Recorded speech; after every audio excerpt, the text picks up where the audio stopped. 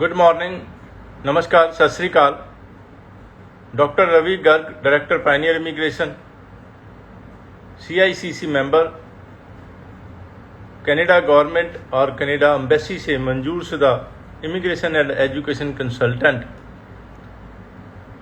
Canada embassy की website cic.gc.ca पर legally recognise, जो लीगली कानूनी तौर पे मान्यता प्राप्त कंसल्टेंट्स हैं, उनका नाम देखा जा सकता है। कई बारी ये बहुत दिल्ली, बॉम्बे, जयपुर तो ये रिक्वेस्ट आई कि हिंदी दे विच कीता जावे, ते अज हिंदी दे विच गलबात करांगे।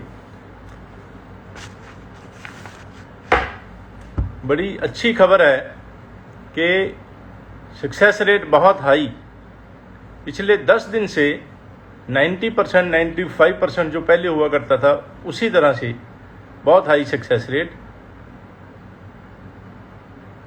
20 में से एक केस ऐसा भी जो अनएक्सपेक्टेड रिफ्यूज़ल, जिसकी हमें उम्मीद नहीं होती कि रिफ्यूज़ल होगी। बहुत अच्छे मार्क्स और अच्छा केस।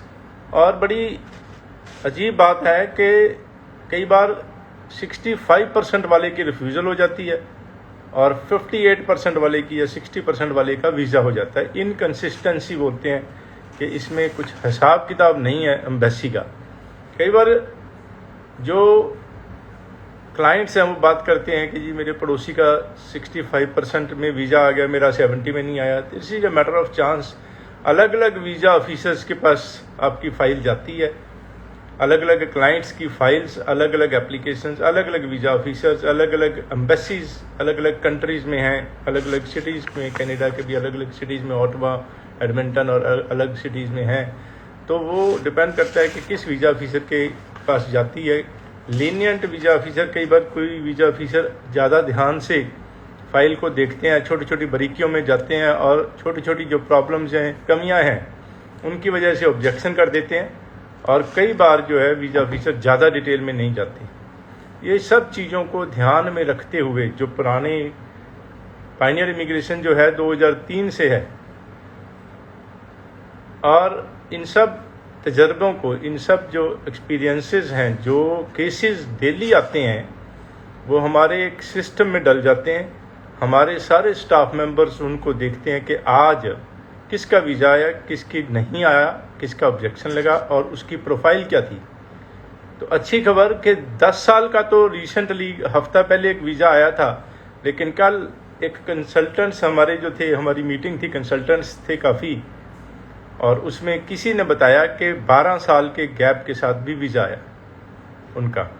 तो अगेन के वो हो सकता है 7-8 साल वाले की रिफ्यूज़ल हो जाए, 12 साल वाले का वीज़ा आ जाए, लेकिन अगर आया है तो कोई होप, हमें उम्मीद जागी है का मतलब जिनका इस तरह का गैप है वो अपना केस लगा सकते हैं। पायनियर इमिग्रेशन जैसे जैसे वीक होगा केस, तो कुछ फीस लेंगे हम। हो सकता है ना वीज़ा आए तो हमारी जो मेहनत है उसकी हम, ताकि हमें फीस ले लें हम। अदरवाइज जो गुड केसेस हैं, जो रीसेंट पास आउट हैं और अच्छे मार्क्स हैं, उनकी हम फीस नहीं लेते। और बल्कि पायनियर इमिग्रेशन ने एक बहुत अच्छी प्रोग्राम शुरू किया है, ऑफर शुरू की है, स्कॉलरशिप सभी को जो पायनियर इमिग्रेशन की सर्विसेज लेंगे स्टडी वीज़ा के लिए, कनाडा के लिए भी और यूके के लिए भी। यूके बहुत अच्छी तरह से हमने शुरू किया, और कोई यूके अगर जाना चाहते हैं स्टूडेंट्स जो कनाडा नहीं जा पा रहे हैं, इनके बैंड 6 ईच ही चाहिए। अगर किसी में 5.5 है, वो कनाडा के लिए एलिजिबल नहीं है, या वो आइलेट्स दोबारा दे के कर लें। और कल भी जो मीटिंग में CBU, केप ब्रेटन यूनिवर्सिटी, जो सिडनी शहर, नोवा स्कोशिया, उनकी तरफ से जो मीटिंग अरेंज की गई थी, तो वहाँ पर भी उन्होंने ये बताया कि उनकी एम्बेसी से रिसेंटली भी बात हुई और आइलेट्स जनरल भी वैलिड है, वो एक्सेप्ट करते हैं। तो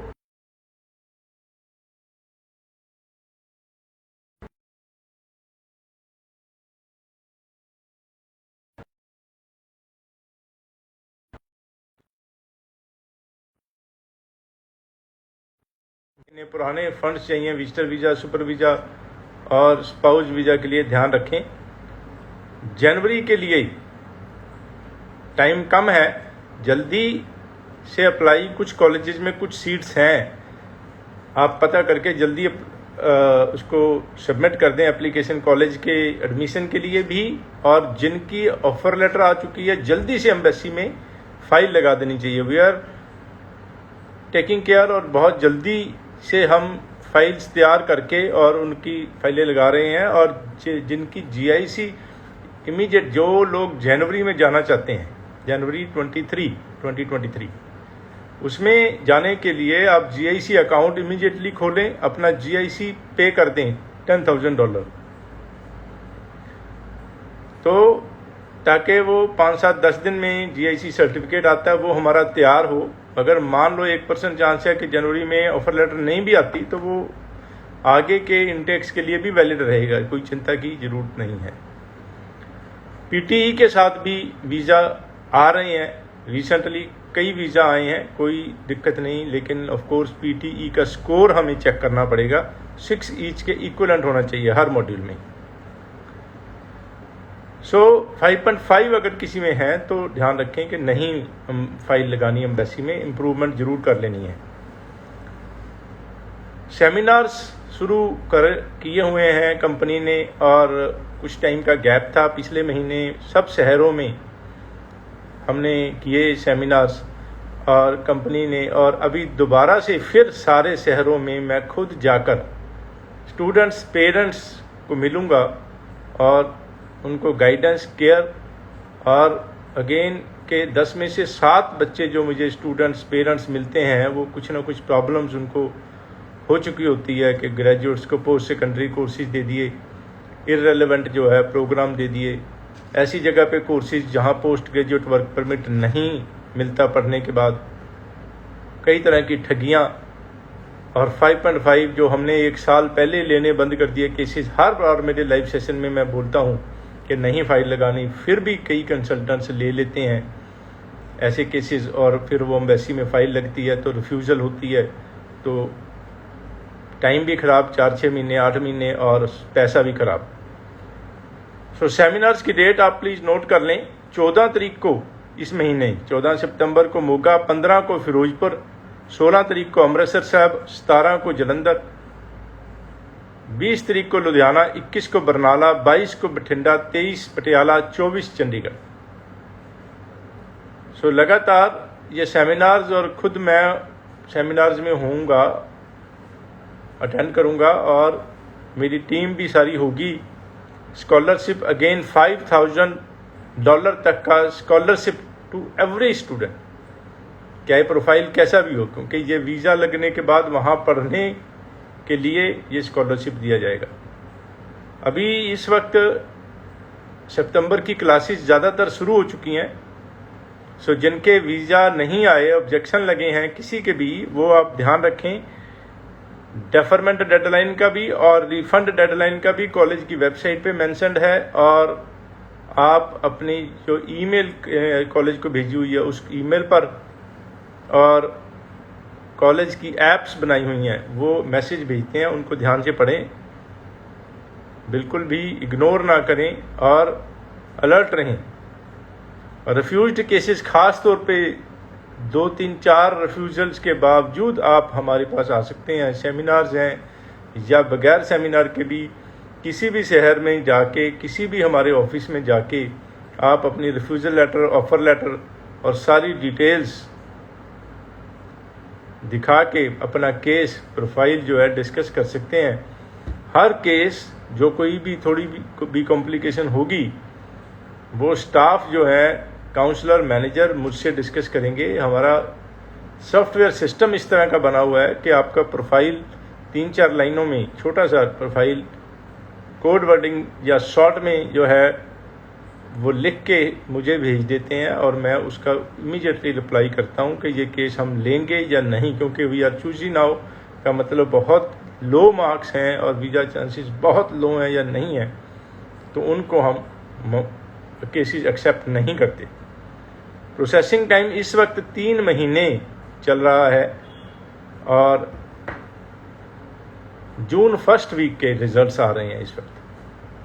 सो 7, 8, 9, 10, 12 तारीख तक के भी रिजल्ट्स आ गए हैं हमारे पास, और ज़्यादातर रिजल्ट सितंबर के आ चुके हैं। 5, 7, 8% बाकी हैं अभी भी, जिनको कि हमने डेफर करवा दिया। ज़्यादातर को कुछ ने ऑनलाइन क्लासेस शुरू कर ली हैं, क्योंकि ऑनलाइन स्टडीज़ भी अलाउड हैं।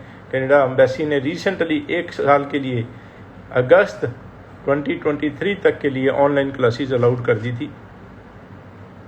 So welcome. और अगेन एक चीज़ के हम बहुत ही 100% ऑनेस्टी, ट्रांसपेरेंसी, केयर और एक्सपर्टीज़ के साथ काम करते हैं। भगवान को हाजिर नाजिर मान के, भगवान के बंदे बन के, just like a godly person. हमारा जो शौक या चाव है वो है to give you care, the best care, a good care, like a true professional and ethical way. एक बहुत ही सच्चे सुच्चे साफ सुथरे तरीके से बहुत हाई लेवल के प्रोफेशनल पर्सन होके, जैसे हम सोचते हैं कि एक अच्छा डॉक्टर, अच्छा मैकेनिक बिल्कुल साफ सुथरे तरीके से काम करे, अपनी फ़ीस थोड़ी सी लेनी है तो ले ले, लेकिन बिल्कुल नीयत साफ हो, उस तरह से हम काम करते हैं, आपके लिए ध्यान रखते हैं। और हमें पैसों का शौक़ नहीं, लालच नहीं, हमें वीज़ा लेने का शौक़ है। कि स्टूडेंट्स जो सोचते हैं जाने के लिए बहुत भावुक होते हैं, बहुत चिंतित होते हैं, बहुत टेंशन में होते हैं, बहुत अपसेट होते हैं अगर ना लगे।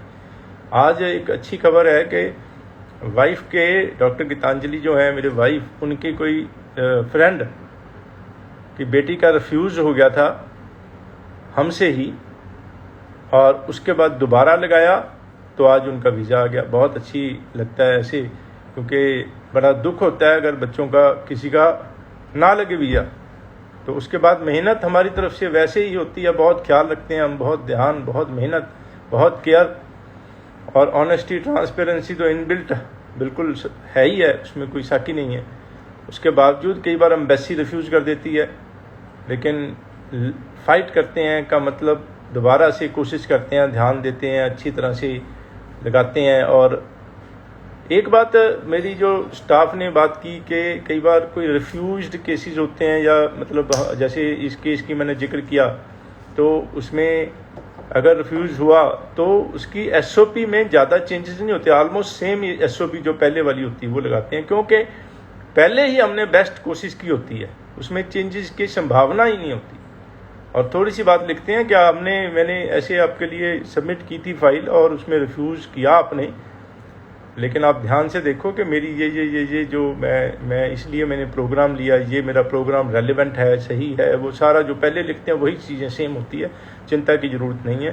तो बिग एक्सपीरियंस, मेरा ह्यूज लंबे समय का एक्सपीरियंस है हमारा, बहुत ध्यान से हम आपके ख्याल करके आपका काम करते हैं। Welcome again.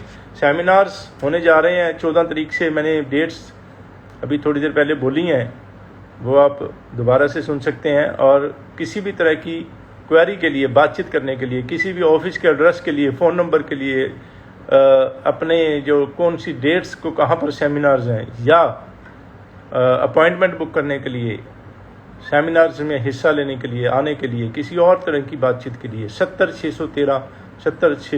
पे कॉल करके बातचीत कर सकते हैं।